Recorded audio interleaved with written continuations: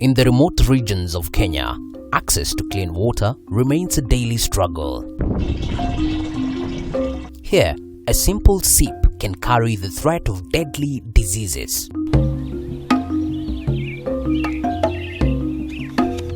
But an innovative, sun-powered solution is transforming lives across these communities.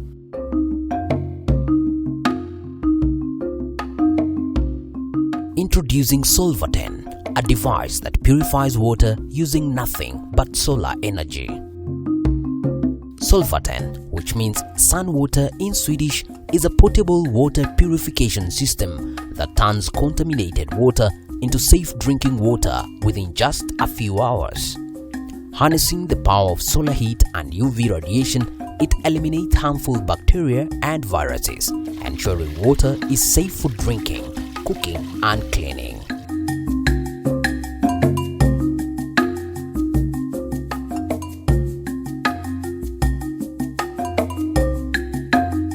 Hii mashine inanisaidia upande wa maji. Kwa mfano nimechota kule ya chini ya mzarani. Naona hii mashine inanisaidia kwa sababu iko na ile filter. Wakati unaweka kwa ile mashine na kwa filtered na kwa maji safi. After nimeweka pale ndani, after nimepata ile heat naweza kuyatumia kuosha watoto, hata kupikia chakula naweza tumia, hata kunywa pia naweza tumia kwa kunywa, sababu imekuwa filtered. Wakati nikiweka pale ndani kuna ile kitu kama kichungio pale, sana kuwa ni safi. Alafu ile mashine pia nashukuru sasa hii imenisaidia, sababu nikiweka tu pale kwa heat, after yale maji yamepata moto, yananisaidia sababu naweza osha watoto mapema compared to hizo siku zingine zenye nilikuwa sijapata ile mashine. Nataka upashe maji moto kwa jiko. Lakini sasa nashukuru sababu hata nikitoa tu pale naosha watoto wangu mapema. Mona Hamisi is one of over 800 households in Kwale and Taita Taveta counties who have received Solvatten units through a partnership between Canco, a Kenyan environmental NGO, and Solvatten AB, a Swedish company. This partnership aims to boost health, reduce firewood consumption, and protect the environment, all with the power of the sun. Kile kifaa kinanisaidia sababu yale maji wakati naika pale ndani kuna ile kama kichungi inasaidia kunini wale wadudu. Alafu yale maji yakishakuwa heated pale pia wale wadudu wanakufa. So yanakuwa safe kutumika hata na watoto. So hakutakuwa na zile kama cholera, kama magonjwa yale. So pesa yangu natumia tu kulipia watoto school fees, hakuna ile mambo ya kupeleka hospitali. Kama vile ambavyo tupo katika sehemu hii, unaona ni sehemu kame sana, na hata kama hii mitungi itaweza kuweza kuboresha hali ya kuweza kutibu haya maji, tunaona kwamba katika bwawa hili ambalo tuko nalo katika sehemu hii ni kwamba maji hayastahili ukiangalia kwa macho kuweza kuwa katika matumizi ya binadamu, hasa katika upande wa matumizi ya nyumbani, na tunalenga kusema kwamba hasa katika upande wa kunywa. Pia mitungi hii kufikia sasa haijakuwa na uwezo ya kuweza kufanya haya maji yawe safi, japo inaoa vini, lakini haiwezi kuyafanya yawe masafi, yani kwa kule kusparkle na kuona kwamba haya maji ukiangalia katika mtazamo wa macho inaweza kustahili katika matumizi ya binadamu. Lakini kwa upande mkubwa pia tunaweza kusema kwamba imeweza kusaidia, manake kiini kikubwa ni kuona ya kwamba maji haya ni salama kwa matumizi ya binadamu, hususan ikiwa hayana vile viini. Manake tunajua kwamba ukiweka katika jua kipindi cha masaa mawili hadi masaa 6 hivi, mitungi hii iko na uwezo ya kuua hivi viini. Kwa hivyo tunaona kwamba itaweza kuchangia katika kuleta afya bora katika jamii zile ambazo zimeweza kulengwa na huu mradi. Beyond households, Solvatten is also boosting local businesses. For women entrepreneurs in the hotel industry, clean water is essential for hygiene and food safety. Jiko lenyewe kwanza ilikuwa ni moja. Hasa ni itabidi kama ni kuoga waweza, ama pengine umepata wateja sasa waweza tumia tu jiko moja, ni lazima uhakishe jiko moja upike chai, upike sima. Lakini kwa saa hii kama ni chai waweza tu weka maji pale, unaweka kwa jua pale, inachemka vizuri, unawekea wateja. Alafu kunaendelea na shughuli zangu zingine kama ni kupika chapati ama ni kupika sima, naendelea tu na kupika. Kuni pia nayo imefungwa kidogo. Maana unajua saa hii kuni ziko mbali. Sasa ukipata ile pale ukiweka kwa jua kidogo, zile kuni zangu nami zafanya nini? Zinapumzika. Kwa saa hii ile mazingira kutoka hiyo miezi 10 yenye nimepata ile nini ya kutumia. Saa hii kidogo hata watoto wangu kule kukohoa ama kuendesha hakuna, kule kukohoa ama mafua hakuna, yameisha. So hii mashine naishukuru sana. Nimepata msaada mzuri sana yenye inanisaidia. So far we've distributed a total of 1,594 units throughout Kwale and Canco. We've also done some few units in Taita Taveta. We've recently received a new consignment from Sweden that just got here in August, and we plan to distribute those ones in Taita Taveta County. So this is our third phase and we are truly excited about it. Kwa kusema kweli watu wamependelea huu mradi, isipokuwa tu kuna areas zingine ambazo hazikutoshelezwa, ile mitungi haikutoshelea. Kwa hivyo tunaomba kama kuna uwezekano iweze kuongezwa, watu waweze kupata. Kwa sababu hata watu ingawa wengi walipata, lakini kuna wachache walibaki, wengine walikuwa hawako kijijini wakapetwa na huo ujumbe. Iko na faida kwa sababu ishapunguza hata maradhi ya tumbo, kuhara, kama kuhara, kichocho. Bilharzia hizi imepunguza sana kwa sababu zile cases. Sasa kama mimi mzee wa kijiji huwa natembea kwa zahanati, naenda kuangalia ile magonjwa ambayo yanaweza kuambukizwa na kupitia kwa maji, ambayo tunaambiwa ni kama hiyo kichocho, lakini naona ile idadi ya watu kwenda kuuliza mambo ya matibabu ya kichocho imepungua.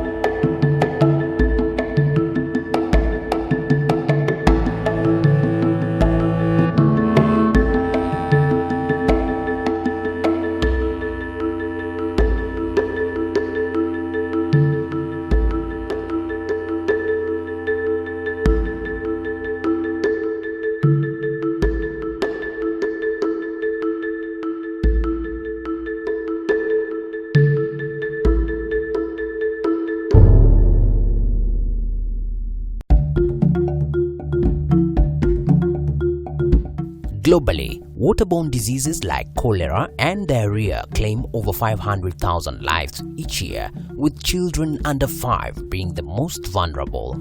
Our initial distribution plan has primarily been focused on households that have children under the age of 5 years, but hopefully within time we'll be able to also now identify, say for instance, women's groups that are involved in business.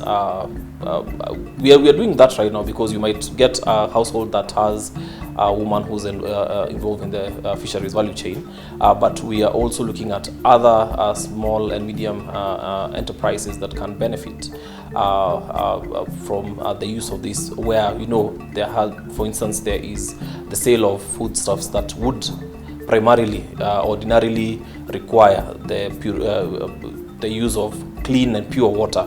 So we'll be able to do that as we put more of our effort into research that is going to advise our next course of action. But we continue identifying more communities. For instance, when we were doing the sensitization exercise in Turkana and Kajiado, we were able to really understand the needs by these particular communities, but at the same time also trying to see how many communities would benefit from this, because while we cannot reach all the communities that we want, there are some, for instance, if you're looking at Turkana, there are some who are from villages in remote areas where even access to this water is a bit of a challenge.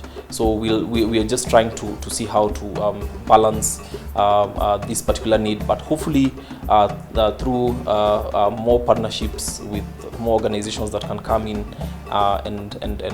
and also boost this distribution process that we have, then we'll be able to reach more and more communities who would understand how practical it is to shift from the use of firewood to more sustainable energy sources. So future plans is basically to scale up this pilot project that we have done with Canco. That is one of our approaches most of the times, come up with an innovative solution, test it, and then see whether it's working or not, improve on it. Once we've gotten to that place where we know that this solution is working and it's addressing the challenges that communities are facing, then we scale it up. The plan is also to integrate it into our natural resources and climate justice programs to ensure that it becomes part and parcel, because we know for sure that we're going to have droughts. We've had recurrent droughts since 2011. The frequency has increased in terms of, from 5 years now on an annual basis we have droughts. So for sure we are still going to have challenges in terms of communities not being able to access clean and safe water. So this is something that is on demand or is required by the communities. So the plan is to scale it up in most of the other counties that are also affected by drought, not just the 3 that we actually piloted this in. Thanks to Solvatten, families can now drink safely, turning fear of contaminated water into confidence.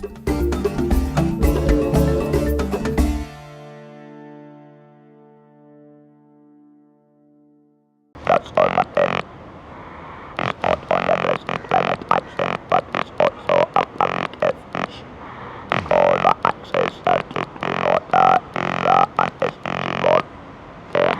And if you even else is also a goal for SDG.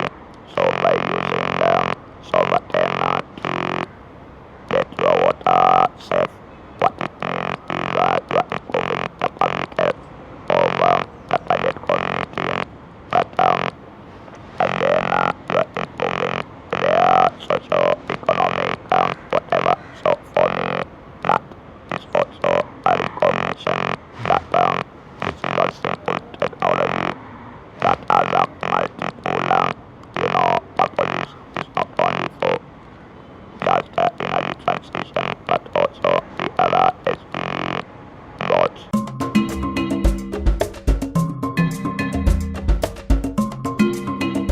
From clean water to improved health, Solvatten is more than a device, it's a lifeline.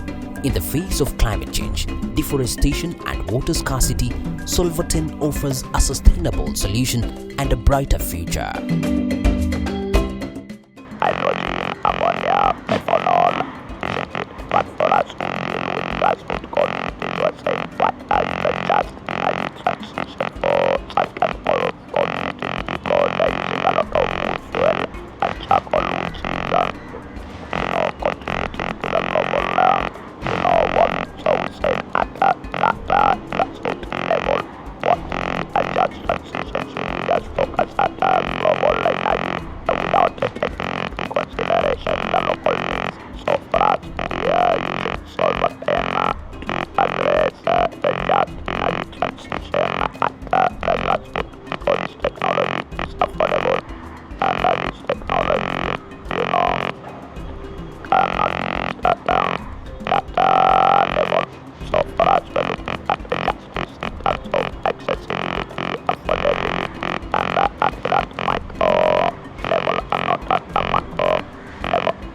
So by piloting this project and having the community utilize this Solvatten product is basically to get their feedback. Is this something that is working for them? It was developed at that level. They are probably not part of the design, but here we have an opportunity to engage them, to listen to them and see if this product is working for them. The feedback they give us enables us to be able to improve it and make it better for their utilization. And is it going to cost them? We're telling them to move away from, maybe other products that are available that facilitate them to access water, but is this product also working for them? So it's more about strengthening community participation, ensuring that their voices are integrated into the decisions that we make. And when we are scaling up such a product, we actually have feedback from the communities that it is working for them. It is not causing harm for them, compared to the benefits that we want to achieve. Because sometimes you might want to introduce something thinking you're actually helping them and then realize you're actually causing more harm than good. Powered by the sun, driven by the hope for a healthier tomorrow, Solvatten is delivering the gift of water to those who need it most.